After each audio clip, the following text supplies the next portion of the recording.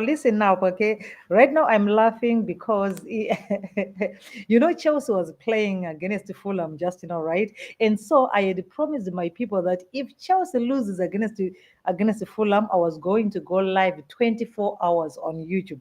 But because Chelsea won, then I don't have to do that anyway. It's this fun is happening on YouTube on Facebook, okay? Because this is where I'm having a lot of fun with people on our Sports with the Ziki Media channel on Facebook. Okay. Anyway, let's just talk briefly about the AFCON 2023, 2024, which is why we are here. I wanted to cancel the live stream for some reason, but I decided anyway, let me just talk briefly about it so that we can just, get over it. Of course, this is the 34th session of AFCON.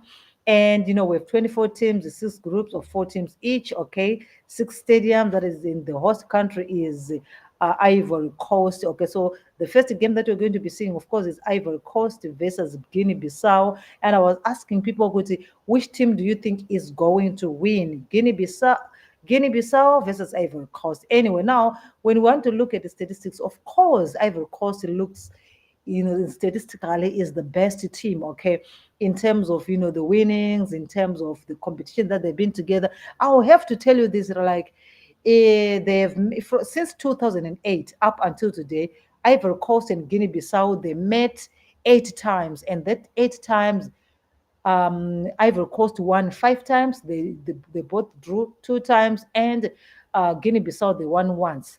And again, we want to look. There's so many statistics that we can consider when we're looking between these two teams. But I can tell you this, even the coaches themselves, they say, well, we should never look down upon Guinea-Bissau, because some people are saying, well, Guinea-Bissau is what they call it, is more like the underdogs in this instance. But don't ever think that a team is an underdog. Okay, now of course Ivory Coast has been to the AFCON, whooping 25 times, and they were champions in 1992 and in 2015. Both games, they won against Ghana via penalties. Okay, and now they're seeking to have the third AFCON, of which we don't know if they're going to get it. On the other hand, Guinea-Bissau has never won anything. The best performance they've ever done is they were eliminated at group stages in all the instances that they have been to AFCON. They were eliminated at group stages. So you can see that Guinea-Bissau statistically they don't look good. But anyway, things change. Players come and go. And like recently, Guinea-Bissau, they can boast of some players who are playing in some lower leagues in Europe. But of course, Ivory Coast has got a pool of players who are in the A League. Okay, we might talk of Frank Case, who is at Ahali, Sage Oria, who is at Nottingham Forest. You can talk of Odlam, who is at Bayer Leverkusen. So this is just the comparison that these two have. Okay, now when we want to look again at Ivory Coast, we find that in the previous AFCON that was played in 2021, they ended up in the quarterfinals, the group in the round of 16, where they were eliminated by Egypt. Okay, so now since they are now hosting, I am very, very certain that they'll be looking forward to winning this game. Okay, I'm sure they are. Okay, because like I said, if you compare the two teams, you'll find that Ivory Coast has got an upper hand in terms of player quality, in terms of even when run up to this AFCON, they've been doing very well in terms of friendly matches and everything. Of course, we know that Ivory Coast qualified because they were hosting, but yes, they also played some qualifying games, okay, during the upcoming the qualifying stages. Okay, so Ivory Coast is looking to be the one to win this game in particular. But like I said before, don't ever rule out Guinea-Bissau. Okay, even the coach for Ivory Coast said we cannot underestimate Guinea-Bissau. In these type of opening games, there is always a risk of the underdog being fired up to cause upset. So these were the words that were spoken by the coach for Ivory Coast, saying, well, we should never underestimate any underdog. And in this case, underdogs are Guinea-Bissau. So they are very, very good. But on the other hand as well, when you want to look again, Guinea-Bissau coach was like, well, we find ourselves in a tough group, a group of death, up against some very high, tough teams. Okay, so this is what the Guinea-Bissau coach had to say. They said, well, We are not worried about it. We're going to play our best. We're going to do our best. Of course, Ivory Coast is a big team from a big country. Nigeria as well. You remember they're in Group A. Ivory Coast is in Group A. In Group A, this is where we find Guinea-Bissau, Ivory Coast, Nigeria, and Equatorial Guinea. Okay, now the first game, like I said, of Group A, of course, is Ivory Coast versus Guinea-Bissau, to which Guinea-Bissau is being regarded as the underdogs of this group, to which I am disputing that. Don't ever call them underdogs, because they might even come out to surprise you. But I will tell you this, historically, statistically, Guinea-Bissau has never been beyond group stages. They've always been eliminated in group stages. And I will tell you this, their last AFCON appearance, they were eliminated without winning any game. Okay, they had only 1 point after all the games have been played. So you can see that statistically they are a lower team. I think this is the reason why many people are considering them to be the underdogs. Okay, but it's a game of football. Players change, things change. Now, when we want to look at which players are we looking forward to see, like in Guinea-Bissau. In Guinea-Bissau, maybe we can talk of Silva, Piquet Silva, who plays for, who was once at Portugal. I think is only one of those players that we might look forward to. But again, when we want to look at Ivory Coast, this is where we have players like Frankie who plays for Al Ahly. Then we also have Oria who plays for Nottingham Forest. We have Odiloni who plays for Bayer Leverkusen, so, and many other players who are in different other leagues. So you can see that Ivory Coast have got a pool of players. Unfortunately, they announced that Sebastian, who was once at West Ham, who is now at Borussia Dortmund, is not going to be in the games, because of injury. Those are some of the injuries that were announced today. So this game is going to be coming out. For those of you who are watching in Southern Africa, CAT, the game is going to be tonight at 10 p.m. Okay. And those who are going to be watching from China, is going to be very, very late, early in the morning, okay? But it's quite an interesting game that you're going to be seeing there. Like I said, for those people who are watching Chelsea versus Fulham, I am not going to be coming out live because Chelsea won. I had promised you guys that I was going to be live.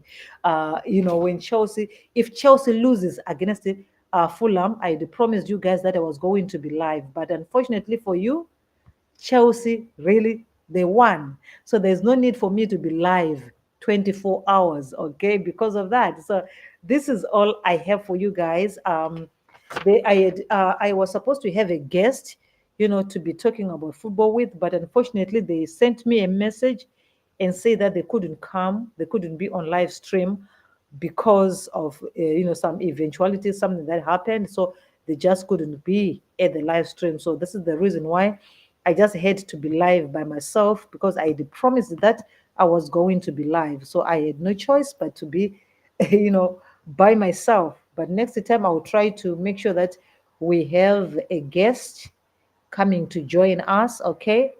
So the next game that we're going to be seeing is Ivory Coast versus Guinea-Bissau. Ivory Coast have won 2 times, that is in 1992 and in 2015. And both times they won against Ghana, and they won by penalties. On the other hand, Guinea-Bissau has never won anything, and they've never gone beyond the group stages. This is just how Guinea-Bissau is, okay? So let's see how it's going to be, okay? Let's see how it's all gonna be. And I have to leave you now because I was live. I want to go live on Facebook, so I need to leave you guys. All right. I need to leave you guys because I want to go live on Facebook where my people at, okay? Where my people at. My people are they are on Facebook. So I need to go and be on Facebook with my people. But anyway, these are the players that you can look forward to, especially for Ivory Coast. You can watch after for Frank Kessie, who plays for Al Ahly. There's Serge Aurier, who plays for Nottingham Forest. There's Odiloni, who is at Bayer Leverkusen. These are some of the players that you can look forward to tonight when you're watching the game. Okay. Then let's see. This one is for Guinea-Bissau. Piquet Silva. Piquet Silva is for Guinea-Bissau. He's one of the players who's very, very talented. Okay, and we're going to be seeing him. He's in the first lineup. He's okay. He's in the first starting 11. He's in the starting 11. So we're going to be seeing him there. Okay, and let's see here. Guinea-Bissau coach said, "We know we can create a sensation against the host." So Guinea-Bissau coach is very optimistic that they can cause disappointment. Okay. But I'm telling you, that would be very, very hard. Remember, remember, this one is home. Okay, this is a home team, so it's kind of difficult. Mm.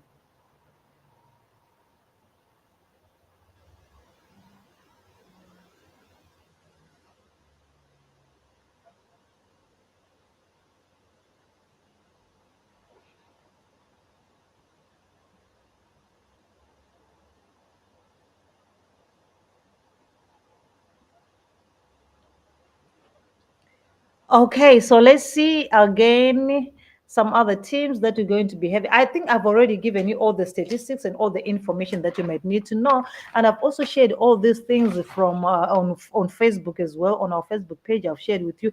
Like I said before, I will run down the things one more time. Like I said, 24 teams, 6 groups of 4 teams each. Ivory Coast is in Group A with Equatorial Guinea, Guinea-Bissau, and Nigeria. The game that is going to be coming up in about few hours, in about few hours from now, is Ivory Coast versus Guinea-Bissau. Like I said again, Guinea-Bissau has never advanced beyond the group stage. Okay, they've never advanced beyond the group stage, and they are considered to be the underdogs in Group A. Okay, they're being considered to be the underdogs in Group A, where there's the powerhouse like Nigeria. Okay, so Guinea-Bissau is considered to be the lower one. Like I told you again, like in the previous AFCON, they finished with only 1 point. Okay, only 1 point after drawing a match.